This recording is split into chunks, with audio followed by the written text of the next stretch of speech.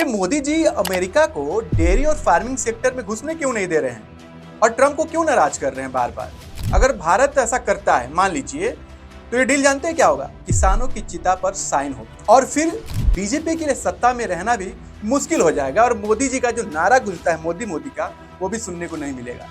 America जो है भारत पर लगातार दबाव बना रहा है कि अपने बाजारों को अमेरिकी उत्पादों के लिए खोले। इसमें शामिल है डेयरी और पोल्ट्री प्रोडक्ट्स, कॉर्न, सोयाबीन, चावल, गेहूं, इथेनॉल, फल, मेवे, ड्राई फ्रूट्स।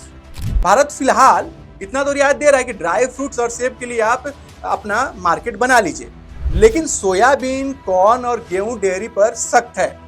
बोल रहा है कि भाई ट्रम्प जी, इस पर हम समझौता करने के लिए बिल्कुल भी तैयार नहीं है। अब डेयरी सेक्टर को ही ले लेते हैं।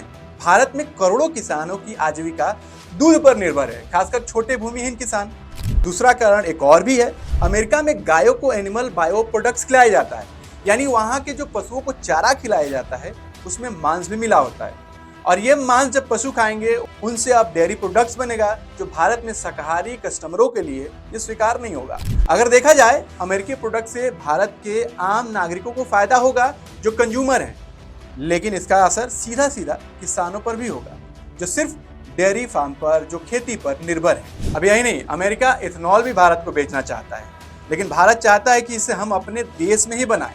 भारत पहले से ही इथेनॉल ब्लेंडिंग प्रोग्राम चला रहा है, जिसका मकसद है ऊर्जा आयात को घटाना। ये अच्छी बात है, देश के किसानों को फायदा भी देना।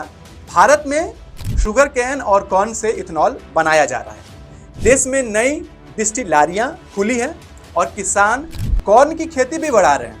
हाल ही में भारत ने 20% इथेनॉल ब्लेंडिंग का टारगेट भी हासिल कर लिया है। अब यहाँ देखिए, पॉलिटिकल एंगल भी है जिसे मोदी जी नहीं कर सकते हैं। 4 साल पहले याद होगा, केंद्र सरकार ने कृषि कानून लेकर आई थी, तो किसानों ने जमकर विरोध किया, सरकार पीछे हटने पर मजबूर हो गई थी।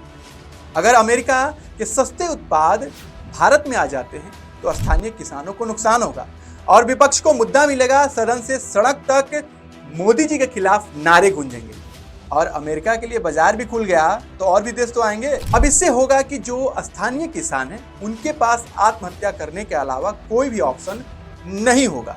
यानी कुल मिलाकर किसी सूरत में भारत ये डील करने नहीं जा रहा है।